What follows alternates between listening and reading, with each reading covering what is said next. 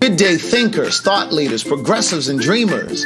I'm Craig the Writer Stewart, and this is So Much to Say YouTube TV. These are my thoughts in my voice on black shit, white shit, gay shit, and everything in between. So Much to Say YouTube TV is the place that you come to learn and grow, because we discuss socially relevant things mixed with a splash of humor. If you know you have tissue paper feelings, this probably isn't the channel for you. However, since you're here, I just need for you to do two things. Hit the like button, make sure you hit the subscribe button, and turn on that little bell so that you get the notification every single time that I go live or upload something new. I'll see you soon. Bye. Hey girl, hey. Can y'all hear me this time? I don't know what was going on with that damn cell phone. Can you guys hear me?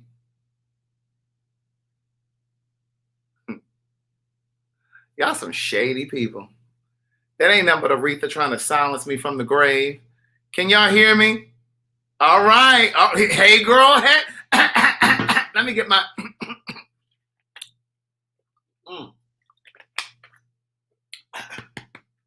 Hey, girl. Hey, let me pop my goldies because I'm going to have me a nice, peaceful sleep tonight. Amen. Amen. The link for the goldies is down in the comment section. It's down in the comment section over on YouTube. These blue ones are good. At any rate, I was trying to do it from the phone. I don't know what happened. I don't know why I did that, but it did this the other day when we were on live. Speaking of, yesterday when I was live in the car with Carlton and we were leaving from the antique place, when the phone, the audio was still connected in the car. So when I got out, it was still connected. That's why you guys couldn't hear me. And I ended the live so abruptly because we were going into the restaurant. At that point, it was loud. I couldn't hear. And so anyway, I just ended it. So I do apologize for such an abrupt ending yesterday. But good day, thinkers, thought leaders, progressives, and dreamers. I'm Craig the Writer Stewart. And this is the Facebook and YouTube live versions of So Much to Say. These are my thoughts in my voice on black shit, white shit, gay shit, and everything in between. That tonight, I am just going to come on here real quick to talk to you all about the Aretha Franklin movie called Respect. This is the one that is in the movie theaters right now. If you did not see it, then I'm still talking about it. Even if you didn't see it, I'm still talking about it. But at any rate, before I jump into that, I do have 3 books that I need to gift tonight. So please remind me before I get off of here. My girl, Barbara Hyman, she gifted 3 books. She is so thoughtful. Oh my gosh, she is so kind. She is so sweet. You is kind, you is nice, and you is important. Amen. That's that line from over there at The Help. But yeah, it's in the movie theaters. And Jennifer Hudson is playing Aretha. So we went last night. Before I get into the movie itself, now those of you who may have stumbled across this channel, you may be ready for the review right away. But you know, we got to ease into it. We got to ease into it, niece. Let me put the link up here for my girl, Paid for Your Say. It's scrolling at the bottom right here, Paid for Your Say. So I gets to the movie yesterday. It's me, Carlton, Leonard, Ryan, Tevin, and Tony. So, you know, it's 2 couples, me and Carlton and Tevin and Tony. And then Ryan and Leonard, they doing whatever they doing. They just friends or whatever, but I don't know what they doing. But anyway, so we at the movie theater. Now, we pre-purchased the tickets. Ryan actually pre-purchased our tickets for us. Please hit the share button. Please hit the like button. Hit the subscribe button for those of you who have been peeking in here and you haven't been subscribed. So Ryan purchased the tickets days ago. He and I were actually online looking at the seats because, you know, I like to sit in the center. I don't want to sit too far at the top just in case there's an emergency and I need to hurry up and get up out of there. I want to be somewhere in the middle. I don't want to be down at the front because I don't want to have to look up at the screen like this. So we were, we were very diligent at where we wanted to sit in our assigned seats, right? We had assigned seats. We had 6 assigned seats straight across. So we go in the line, and this particular movie theater, they got cocktails and stuff. So we over at the line trying to get a cocktail, but they only had one person behind the bar at the cocktail section. So we couldn't even get a cocktail because they only had one person. Leonard and Ryan go over to the concession stand, and they're getting popcorn, right? We had pre-selected seats.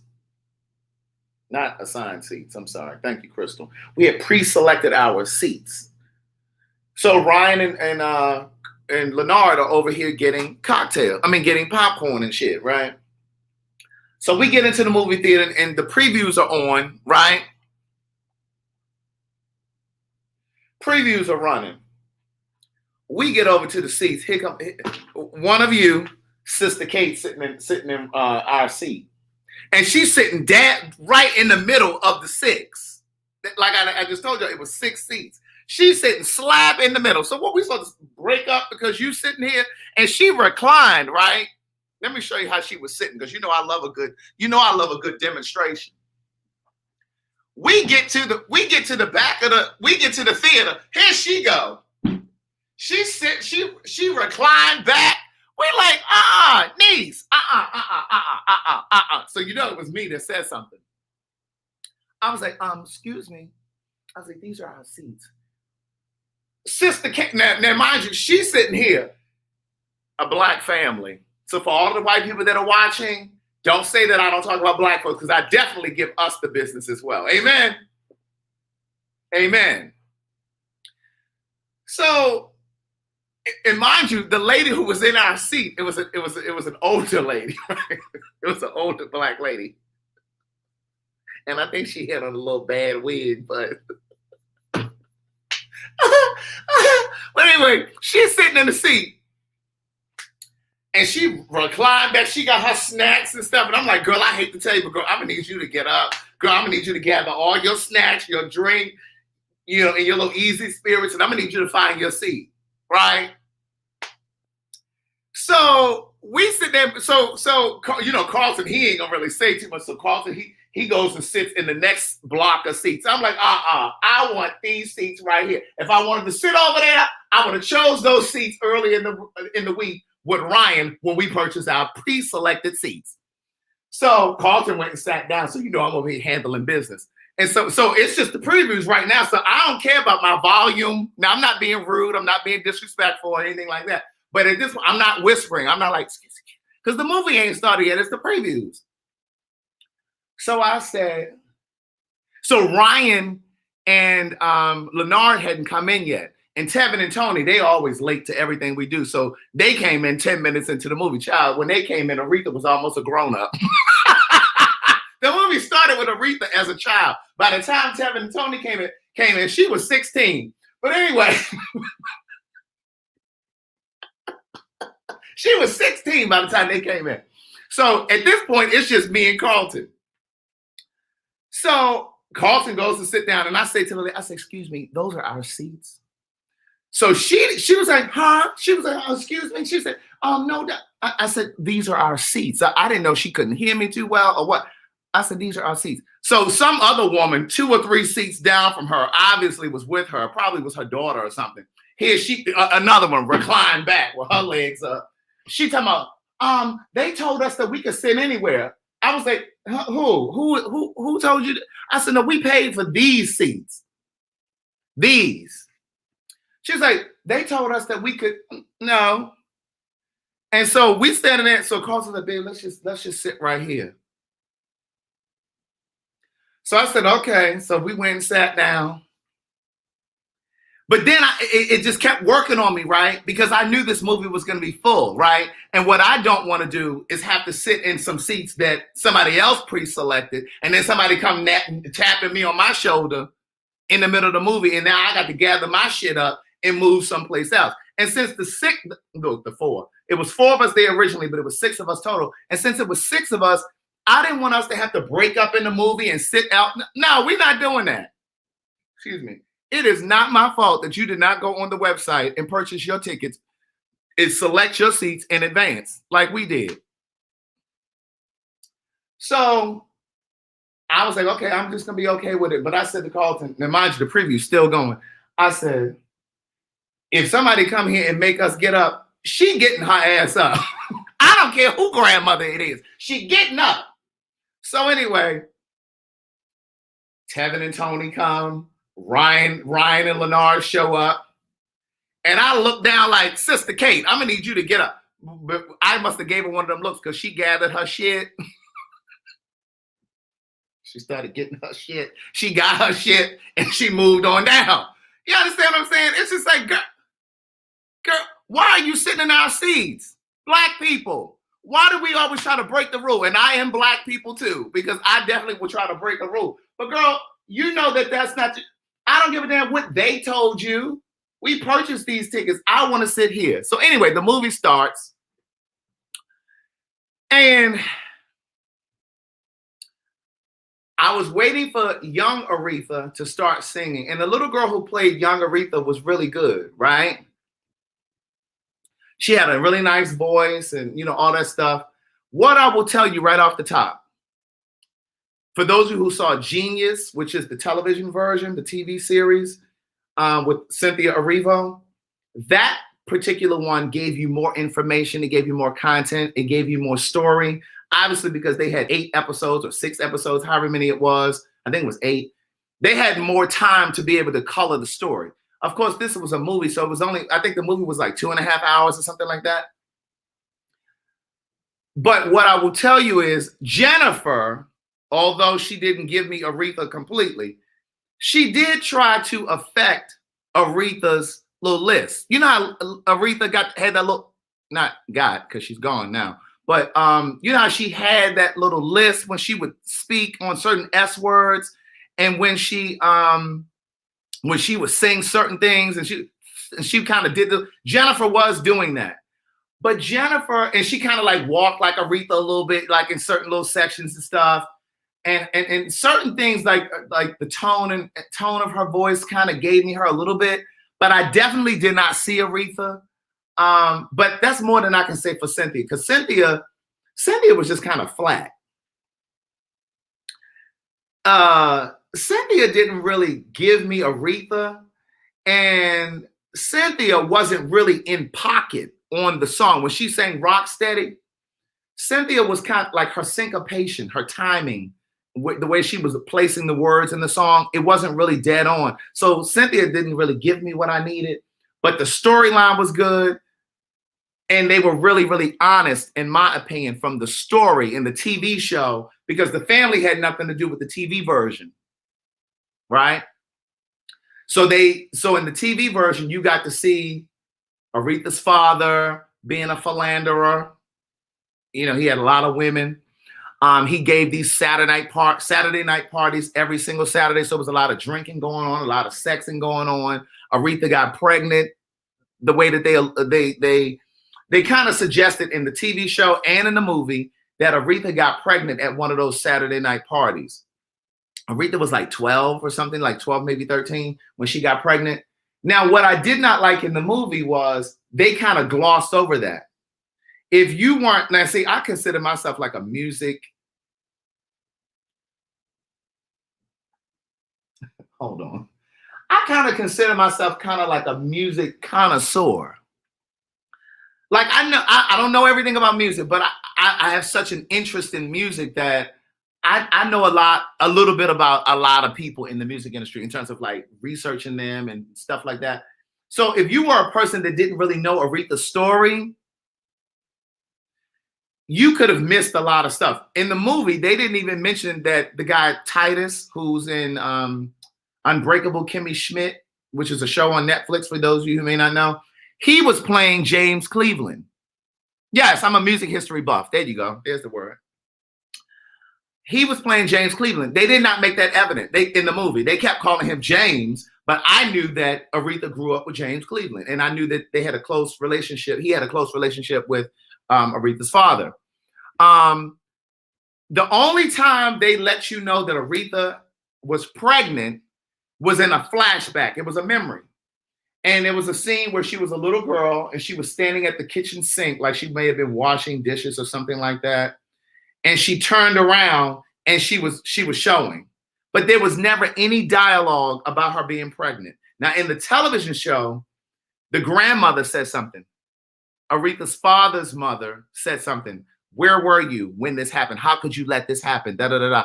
But there was never any conversation in the movie about her being pregnant at 12. And again, the family had something to do with the movie, the movie version. And so I just kind of felt like they kind of polished it up. But in the movie, they definitely let you know that her father was abusive towards Aretha. Like he smacked her, and just the way that he spoke to her. Remember, for those of you who saw the movie, remember when they went to the record company? That was the very first record company that they went to when she started doing all those jazz cover songs or whatever. Remember when she got up and was walking around in the office and he said, "Okay, Aretha, sit down."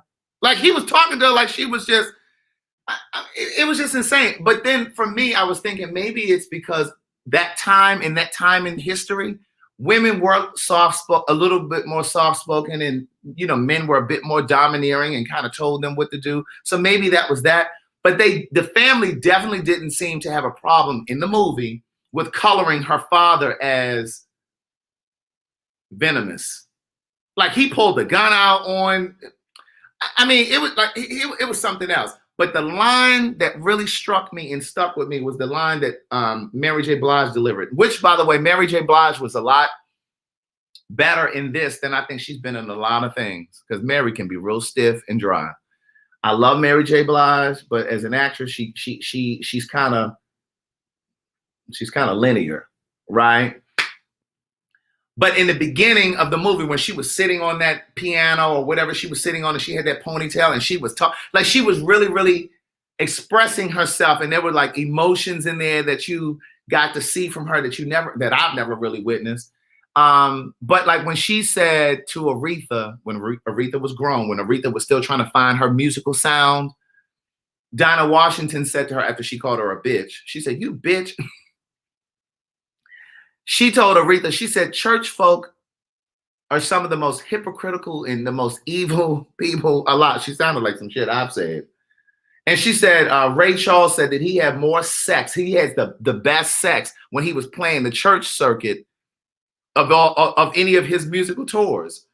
And so she was telling Aretha, you need to find your sound. You need to do the music that makes you happy. Your father, C.L. Franklin, likes to try to paint this picture like they're these polished people, but they really weren't. They really weren't. But at any rate, and so the movie starts with the mother, or Aretha's mother, already out of the house, where in the television version, you got to see the mother and the father living together and how, they split up, because in that television version, they showed you that her father had some sort of an inappropriate relationship with some 12-year-old girl when they were living in Memphis. And that was why they moved to Detroit in the first place, because he had some sort of an inappropriate relationship with a young girl. They didn't discuss that at all in the movie. Jennifer, of course, can sing. She wasn't screaming like she normally does all over the movies. But nobody is going to sound like Aretha. Nobody is going to sound like Aretha, so I wasn't expecting that. But in the movie, they started with Aretha's mother already living outside of the house. But I did like in the movie, they talked about how her mom had died from cancer. It was very quick. It was just when they got the phone call and somebody said cancer. And then the grandmother said, Aretha's grandmother said, "You can't wait until tomorrow to tell these children their mother died." So they did talk about that, but they didn't really tell you why they split up until later when Aretha was talking to her sisters. And they said, "You don't remember what happened with mom and dad? Like they were doing all of that fighting. And, we used to sing over top of them, trying to drown out the fussing." So they did talk about that, but it was really kind of unexpected for me because I did not know that Aretha had a drinking problem. It was unexpected when that started to happen, because I don't feel like they did a good job of really showing us how she ended up doing that. And part of it was because she had this child as a kid. They didn't really build the story, in my opinion. I don't think they really built the story enough. Because if a 12-year-old child, and I know the times were different then, but if a 12-year-old child of a minister was pregnant, it seems like they should have shown some scenes of church members, of some of his church members that would have taken issue with it. Seemed like they would have had some sort of dialogue with some of her friends. I mean, some of the family members that had something to say about it. There was absolutely no discussion, no conversation at all about her being pregnant. Like, that was just too significant for them to just gloss over that. And I know somebody is saying they only had 2 hours, but that was something that this movie was only from her childhood up to the point where I think she was like 30. It went up to the point where she did that live performance of that gospel album out in LA. So it wasn't her entire life. So they still could have fit it in my opinion. Some of that other bullshit. So for example, like they didn't talk about when she was married to Glenn Turman. You guys know Glenn Turman. He played Dwayne Wayne's math teacher on A Different World. They didn't even discuss how Aretha was loose. She was fucking out of every leg of her drawer. Aretha was loose. She liked her man. She definitely liked her man. But I'm gonna tell you, it really did kind of disturb me. And this goes to like some of the stuff that I talked to you guys about a lot on the live.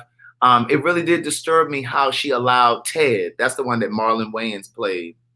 Yeah, Colonel Taylor was his name on A Different World. But the guy that Marlon Wayans played was in a relationship with Dinah Washington. That's another thing that they left out in the movie. Aretha Franklin married this man, Ted, and he was years older than her. She was a child listening to Dinah Washington. Dinah Washington was an adult that came over to the house and on those Saturdays when they were partying at her father's house. So she was a grown-up, and she was married, I think, to this man. Well, when Aretha Franklin grew up, she started dating the man.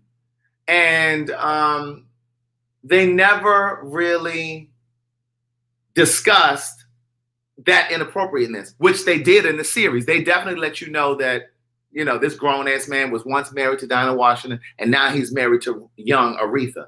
So I just felt like they did a really good job of trying to gloss over certain things that were really inappropriate, because I felt like the family wanted to still maintain this certain perception of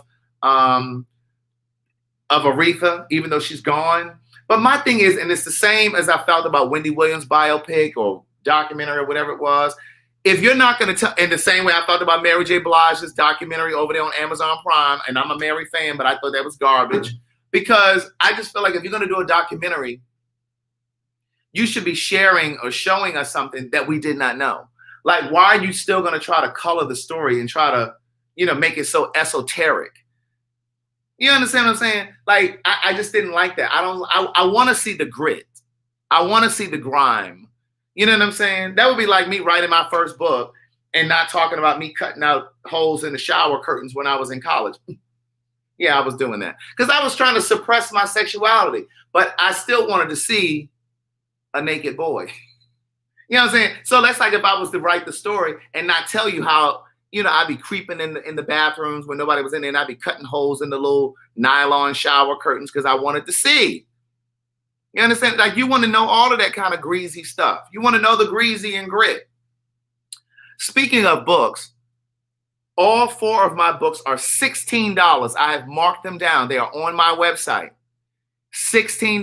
Now listen, I put them on sale today. The sale is ending tomorrow. If you don't go over there and get them by tomorrow, good luck, good night. This is the lowest I have ever marked those books down, and it's the lowest they will ever be. But at any rate, yeah, so I was kind of like a peeping Tom in college. It was just a short period of time. It wasn't a whole lot of time. But yeah, it was a short little time. But yeah, I was definitely over there because I hadn't started dealing with my sexuality yet, right? Yes, the merchandise is still on sale as well. The promo code for that is clearance. You don't need to have a promo code for the books, okay? It's automatic. But for the merchandise, you need the word clearance, and it will take the 30% off. But at any rate, but yeah, I was like a little peeping Tom because I was curious, but I wasn't ready to go all the way and have a physical experience. Yeah, I was a voyeur. That's a better word. That's what I was doing. I was a voyeur. I wasn't a peeping Tom. I was a voyeur. And so, but listen, I had pulled up a review of the Aretha movie, and I don't really care about reviews, what people say, like with like movie critics and stuff. But this first line took me out of here. He says,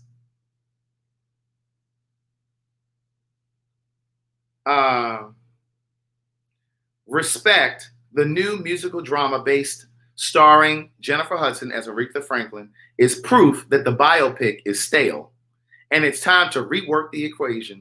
And he basically just said it just felt like the same mundane story of, a child that grows up in a musical family. My website is craigthewriterstewart.com. Let me put it up here. But he basically said how it's the story of a musical family who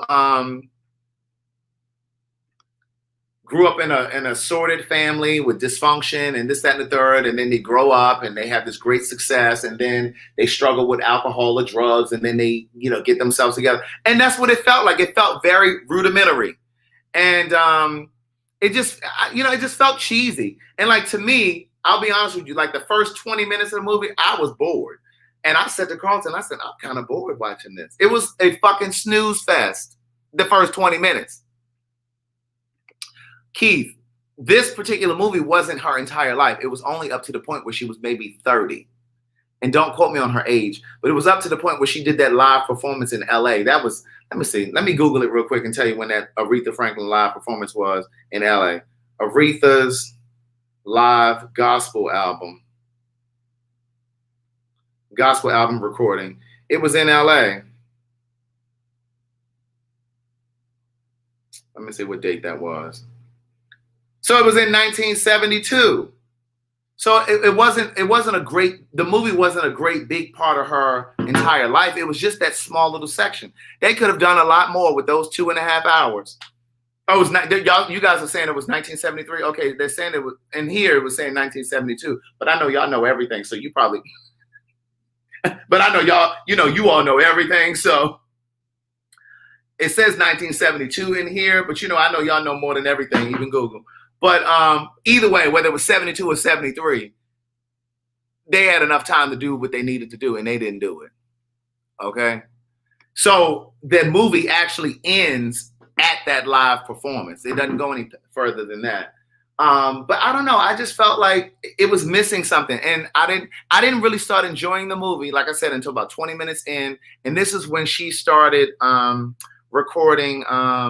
This is when she first started recording her hits. And she started recording TT, and Josh said, I'll wait till it's on demand. It was the part when she started recording. What's the Otis Redding song that she did? No, not the Otis Redding song. It was another song. I'll Never Love a Man the Way That I Loved You. I'll Never Love a Man. So when she started recording that song, they were trying to put together the instruments and stuff. That's when I started getting interested. But it was just kind of slow up to that point. Here's the other thing. And when the television, okay, so P. Marcel said she was born in 1942. So I guess the movie was up to the point where she was 30. They had plenty of time that they could have done that, because she didn't even start making hits like those. She put out like 7 albums, but they were like jazz cover songs, and none of those songs were hits. So they really had time to really color the story. But I will say that the wigs and the costuming, it was a lot better in the movie than it was in the one with Cynthia Erivo. It was definitely a lot better. It was something that I was just about to say just then, and I switched gears. What was I about to say? Y'all remember what I was about to say? I was about to say something, and I changed. I don't remember. But anyway, so that was that. But I don't know. It was just, so I don't really feel like she's gonna win. I mean, she might win an Oscar or some shit, but I don't know. I'd be surprised. They talking about who played Fat Aretha. Let's see, I didn't say that. Right. Pat said this was a money grab. Right. Why would you not? I don't know. I don't understand why. Thank you, Anthony Brown. I appreciate you. But, they didn't talk about any of the movies that she did. When did she do The Blues Brothers? I don't know when she did what year that was, but they didn't cover that. They talked about her wanting to do movies and, stuff like that. And I mean, it was just okay. It was just okay. I mean, if you want to go on, I was impressed that Jennifer Hudson is the EP on the project. She was a executive producer. So not only was she talent, but she was an EP. So yes, she's going to get some money from that. Kurt said that the live album was in 1972. So for those of you who said it was 1973, update your information. I thought Marlon Wayans was good. Jocelyn just asked me. Marlon Wayans was really good. I mean, he definitely did a good job. I did not learn anything. Well, let me see. Shaq said, "Did you learn anything new?" I learned that she was an alcoholic. I did not know that. I didn't. In the television series, they did show that she was drinking quite a bit, you know, that kind of thing. But in the movie, in the film, they did go into more detail about her having demons and, you know, this, that, and the third. I did not know that she was a battered woman. Marlon Wayans wants to get into more dramatic roles, and so he did a good job with this. But his role, he played this guy Ted, the one who used to be married or dated Dinah Washington. He was whipping Aretha's ass. I didn't know that. I did. Oh, this is what I was about to say. In the television series, they suggested that Aretha and Dr. King had some sort of a relationship going on. And we all know Dr. King, that he was a great man. He did a lot of things for civil rights, but he also was called a womanizer. They also said he had a lot of women too, in addition to Coretta. I know some of y'all don't want to hear that. But, you know, in the movie, in the film, Forrest Whitaker played Aretha's father. They showed him watching Dr. King and Aretha from across the street. And he walked over and was like, "What's going on here?" Like, they kind of alluded slightly like that. But in the television show, they kind of caressed hands at a restaurant. So I think Aretha may have given Dr. King some pussy. I just had to say it like that, but no. But no, I think there may have been a slight affair between the two. But I don't think her family wants that to come out, because who sleeps with Coretta Scott King's husband? Come on now.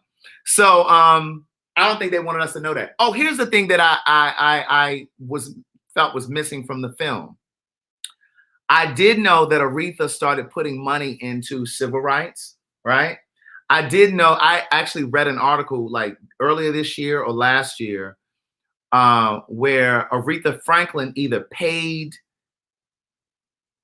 for Angela Davis to get out of, she either bailed her out or paid some of her attorney fees or something.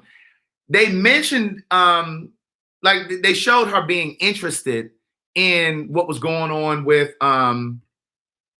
Angela Davis and her movement and stuff like that. But I thought they would have mentioned that she paid for her. You know what I'm saying? They never mentioned that. And I was like, well, what was the point of them bringing in the whole part about Angela Davis if they weren't going to say, well, yeah, you know, she helped bail her out, or it was something she did. Don't quote me, because let me just see. Let me just find it real quick, because I don't want to misquote. But she had something to do with Angela Davis and what was going on with her at that time. Aretha Franklin, Angela Davis. Okay. What's that? Yeah, she offered to post bail for Angela Davis. Now, I don't know if she did, because this article now is saying she offered to pay. So I don't know if she actually paid or not. Let me see. Aretha Franklin died at 76. Somebody asked how old was she when she died. But she was definitely getting really active in civil rights and the civil rights movement. So, I mean, I just thought it was, interesting. I mean, they kind of glossed over a lot. You know, they kind of polished it. Jennifer Hudson had lunch or spent time with the family. And so of course, you know, they were going to try to massage the story. Y'all are messed. I'm about Dr. King was Dr. Feelgood. I guess so. But anyway, I think that's all I wanted to tell you guys about. I'm not going to make this a long, drawn out live. But again, all of the books are $16 over at CraigTheWriterStewart.com. It's scrolling at the bottom. The sale will be coming off tomorrow, so don't be emailing me tomorrow. I missed the sale. So do you think you can I cash app you? Oh, I got 3 books I need to gift. And don't forget about paidforyoursay.com. Those of you who are interested in making extra money, I'm not going to give my little sales pitch tonight. If you don't need to make no extra money, then okay, fine. But you can go over to www. You got to use the www.paidforyoursay.com and then promo code Craig150. All right. Thank you, Stacy Michelle. And Stacy, thank you so very much for sending me that information about you know what you just sent me over on Patreon. I already sent the email because I will be finding that information out tomorrow. I need all I can get. Amen. But I have 3 books. My girl Barbara Hyman gifted 3 copies of Book of Jewels. These books will be shipping out tomorrow because we run good Black business. You will receive them on Wednesday. Marvin is here spending a couple days. He'll be here until Wednesday. I thought that was him coming through the door. I had to make a look. All right. So, brown skin girl said she wants 1 and she'll buy 3. All right. Hey, girl. Hey. Okay. So brown skin girl, that's 1. Now, brown skin girl, when you go over to the website, CraigTheWriterStewart.com, when you purchase your 3 books, I'll throw in whatever the 4th book is that you didn't purchase. But please put that your YouTube name is Brown Skin Girl, because I need to know what your real name is. So I won't know. Okay. So that's 1. I have 2 more. Jocelyn Major said, why didn't the mother take Aretha and her sibling? The father wouldn't let her. They didn't show that in the movie, but they showed that in the television series. Thank you very much, Angie B. I appreciate that. Strong and Fearless. That's book number 2. When you go over to CraigTheWriterStewart.com and you not purchase, I need you to email me your username and your real name with a physical address, not a P.O. box. I need a physical address because we ship FedEx and they don't ship the P.O. boxes for some reason. All right. So let me know your name. And listen, if you don't go over there and send me the information by the time I go out and ship these books tomorrow, you missed out, niece. Oh, here's one right here. Tisha W. That's the 3rd one. Okay. Go over to CraigTheWriterStewart.com and send me your, I think that's probably your real name, but send me your name and your physical address, and I will send a copy of my 4th book, which is Book of Jewels, to you. Thank you very much. I don't have a Cash App. Let me see. Did you send it earlier today? Oh, yeah, here it is. Thank you very much. Tenor Man 80 to Mudgeon. Am I saying it right? Tara Myers. Hey, girl. Hey. Tara, I was just about to email you. Now I don't have to email you because you're right here. I picked up your gift. Thank you very much. That is actually, listen, that's a nice, I'm going to use that in my new place. I'm going to take that when I move to the new place. So thank you very much. That's a very, very, very, very nice gift. Thank you, Freeze, for purchasing 3 books today. I appreciate you. I really, really appreciate you guys supporting, watching the videos, and all of that stuff. Thank you for subscribing. We're almost at 15,000 subscribers on YouTube. I really want to get to 20,000. So those of you that have been watching and not subscribed, please hit the subscribe button. It doesn't cost you anything, niece. Sheesh. Have an amazing night. Bye.